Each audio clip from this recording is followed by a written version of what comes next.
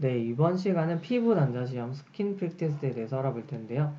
자, 이 시험은 보통 우리가 알레르기가 있는 사람한테서 알레르기를 일으키는 원인 항원 물질 있죠.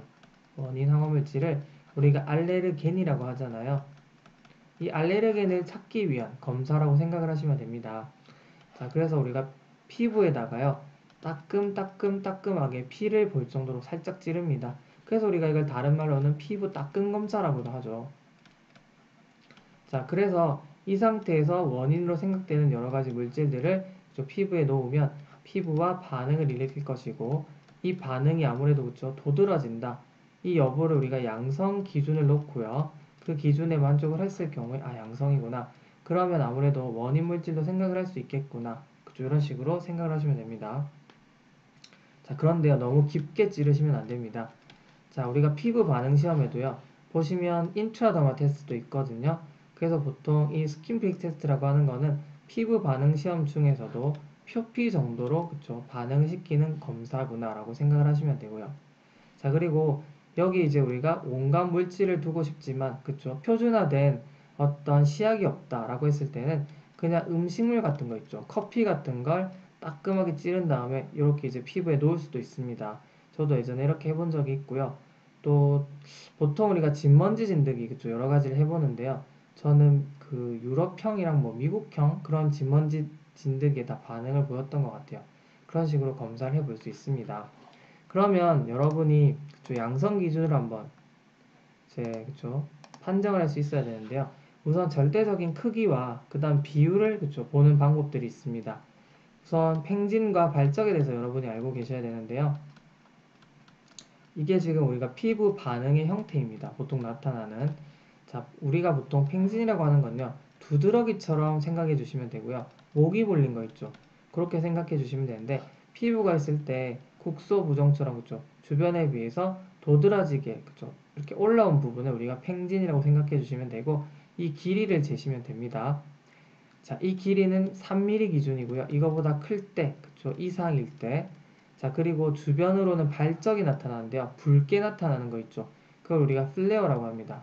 발적 기준으로는 10mm, 그쵸, 이것도 재면 됩니다. 그래서 10mm 이상일 때 우리가 이걸 동시에 만족하면요, 흑이상, 그쵸, 일단 양성이다라고 판정을 합니다. 자, 그런데요, 보통 우리가 검사를 할 때는 양성 대조군과 음성 대조군 이런 걸 우리가 보통 놓잖아요, 그쵸? 그래서 양성 대조군으로는 히스타민을 쓰고요.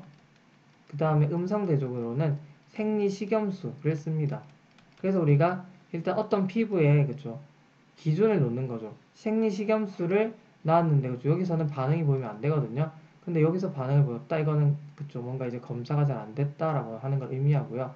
양성 대조군인 히스타민에서는 그쵸, 일반적으로 반응을 보인다라고 생각을 하는 겁니다. 당연히 이거는 염증 물질이니까요. 일반적인 사람이면 당연히 반응을 보여야 되는 거죠. 그래서 이 양성 대조군인 히스타민을요, 우리가 무조건 그쵸, 막무가내로 놓는 게 아니라 기준이 있습니다. 농도가 있죠. 이렇게 이제 쓰시면 되고요. 그리고 이 히스타민과 그쵸, 또 이제 우리가 원인으로 생각되는 후보 물질들과의 비율을 또 이용할 수가 있는데요. 왜냐하면 그쵸, 일부 사람한테서는요, 이런 절대적인 기준을 만족할 수 없는데 분명히 이제 개인적으로는 그쵸, 피부 반응을 보였음에도 그죠? 워낙 이제 반응성이 떨어져서 보이는 경우가 있거든요.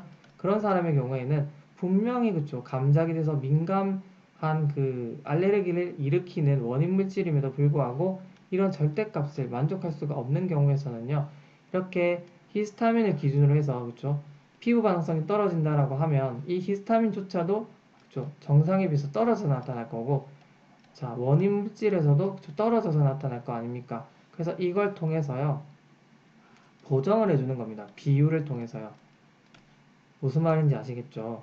자, 그래서 우리가 보통 동일 크기 이상이다. 그러니까 레이시오 상으로는 같을 때가 1이니까 1 이상일 때를 양성으로 판정하는 겁니다. 그래서 우리가 보통 고령, 영유아, 피부 반응성이 떨어지는 사람한테서 선호되는 방법이다 라고 생각해 주시면 되겠습니다. 자, 그래서 우리가 그레이드를 한번 그쵸, 이렇게 내볼 수가 있는데요. 자, 보시면 이건 팽진과 히스타민을 그쵸, 비율을 보는 겁니다. 히스타민을 보는 건데요. 자, 보시면 자, 일단은 그쵸 1 이상부터 그쵸 레이시오 따졌을 때 1 이상부터 양성이라고 말씀드렸고요. 비율로 했을 때는. 자, 그리고 우리가 크기로 했을 때는요. 아까 3이라고 말씀드렸죠. 3mm. 그쵸 3mm를 꼭 기억해 주셔야 됩니다. 그래서 보통 우리가 여기 1에서 2 정도 있죠. 여기 보시면 여기서부터 팽진 크기가 한 3에서 5 정도에 준한다라고 생각해 주시면 됩니다. 보통 여기서 이제 5보다 크다 정도로 생각해 주시면 되고요. 그래서 우리가 이렇게 그레이드를 내볼 수도 있다라고 하는 거죠. 아마도 실습하시는 학생들은 이런 거 직접 한번 해볼 겁니다. 자, 그런데요, 또 주의할 점이 있습니다. 보통 이 주의할 점은 잘 모르시고 계시는 분들이 많거든요. 자, 당연히 히스타민을 이용하는 거죠. 염증 반응인데, 그쵸, 이건 면역 반응이에요. 면역. 자, 그래서 이 항히스타민제를 당연히 먹게 되면 이 피부 반응이 억제가 되겠죠. 그래서 보통 1세대 항히스타민제는 24시간, 2세대 항히스타민제는 이렇게 3에서 10일 오래 가거든요. 그래서 당연히 이 정도는 그쵸. 그 전부터 약을 끊어 주셔야 됩니다. 일단 중단을 해야 되고요. 검사를 위해서는요. 그리고 우리가 TCA, 자, 이 항월제도 보통 3주까지도 영향을 주기 때문에 그쵸. 충분히 미리 중단해야 됩니다. 약간 그쵸 의외인 게 테오필린이라든지 류코트리엔 차단제는요 영향이 없습니다. 이거는 기전만 여러분이 똑바로 알고 계시면 그쵸, 영향이 없는 걸 알 수가 있고요. 자, 통상적으로 쓰는 용량의 베타2 아고니스트도 괜찮습니다. 그리고 스테로이드를 사용할 경우도요.